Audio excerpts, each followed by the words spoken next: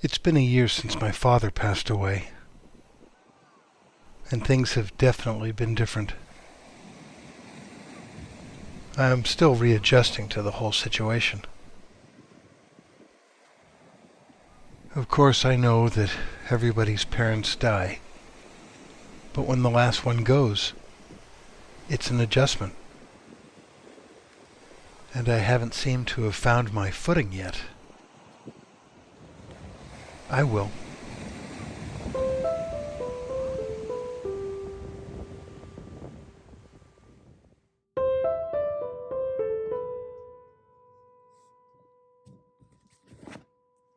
I've been cleaning out my parents' house.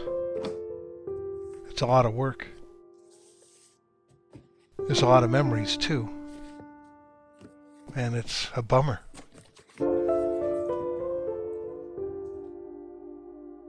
So I need to keep busy. And I do. I've been dabbling in art lately. I'm learning about painting. That made me think about all the paintings in my parents' house.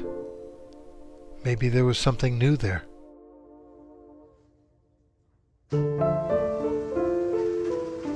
So I figured I'd go through all the pictures and the paintings and see what I could learn.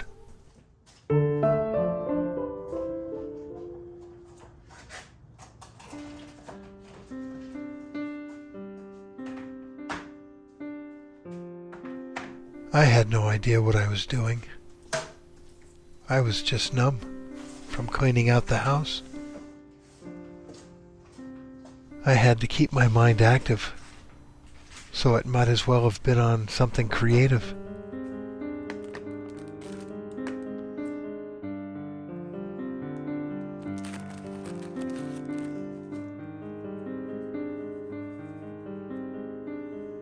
I was going to start off slow. The first art I picked up wasn't even a painting. It was actually a piece of junk that had been in the garage for decades. I don't know where it came from. It's not an oil painting. But I thought I'd pretend like it was, and that I was a restorer of pictures, and I'd see what was underneath all that grime and dirt. I just had a lot of time on my hands, and I needed to stay busy. So I dove deep into it, and I was going to find out what other kind of art we had in the house.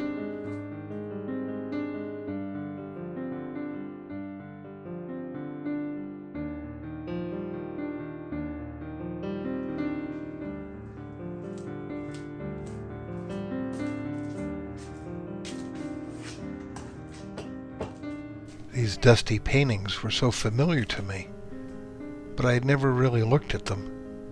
It was like discovering them again. Most of these paintings were from local artists that my mother had met and believed in their efforts and wanted to support their art. Most all of the artists' names were too light to make out. I couldn't read them.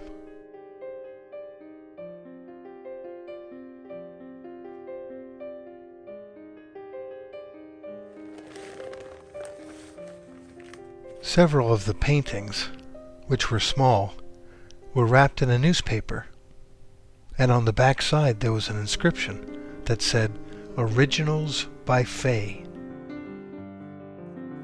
I came to know the name as Fay Truxel. I would soon find out there were many more Fay Truxel artworks in the house. There were boxes of them. And then I remembered meeting her at the house when I was 8 years old. She was an older lady who was a friend of the family who we met at church. Fay Truxel passed away a long time ago. Since I knew she lived in Huntington Beach, I was able to research her on the internet, and I found her gravestone. And written underneath her name was "Great Artist." And I think she was. Most all of these paintings reminded me of my childhood, so let's start there. I was the youngest of 3 boys, right after Eugene Jr. and Christopher. Being the youngest, I was a bit precocious, a ham, and took interest in all things connected to the arts. My dad was the classic businessman, but he always made time to take his 3 boys to camping, even if my mom wound up doing most of all the work. I have no complaints. It was a wonderful childhood. And the artwork in the background of these pictures brings back my memories of how wonderful of a childhood it was. But this is where we come to the most important story, the one of my parents. My parents were married for over 50 years. They traveled all over the world, and it truly was an epic love story.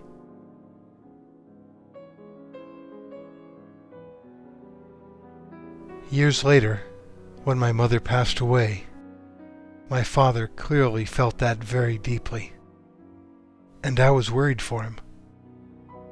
I asked him if he would like to revisit all the places that he and my mother went. He agreed. He was always active and lived to the age of 94. All his life, he had sort of a uniform when he traveled to Europe in the winter months. It was a furry black hat, an overcoat covering a blazer, and a white collared shirt with a tie in the pocket. He always wore that, even dating back to his earliest days in Paris.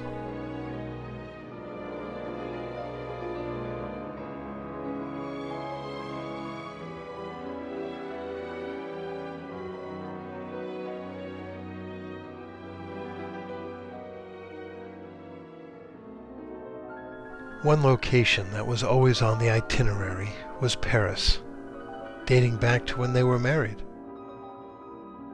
In 2017, I invited my father to come with me to Paris and maybe relive some of the places that he and my mother used to go to. I was just starting to make videos then, and this is the video from that trip. I'd like to show you just about 2 minutes of it.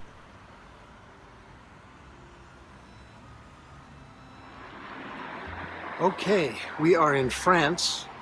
We're in Paris, and I am walking up the street past the Sorbonne, that's the famous university, and I'm looking for a little restaurant called The Prince, and we'll see if it's open.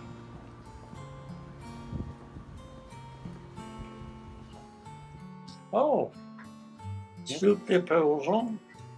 I don't know what that is, but it's good soup. Yeah. I remember this night was exceptionally fun. After dinner, we sat around and talked about all the wonderful memories he and my mother had in Paris. I asked him what the most romantic part of the city was, whether it was the Eiffel Tower or the Louvre, but he didn't answer, and that was okay. It was a wonderful night.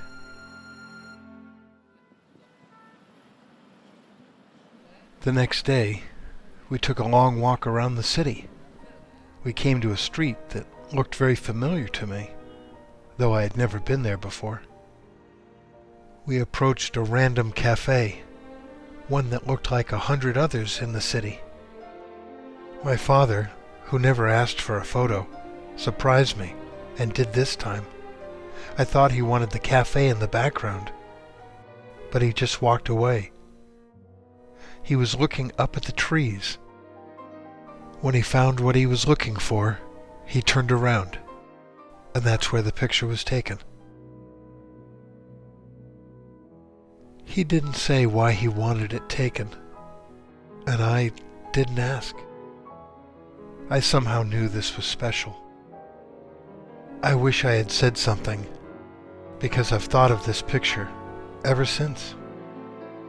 Deep down, I knew there was more to that photo. And years later, I was going to find out.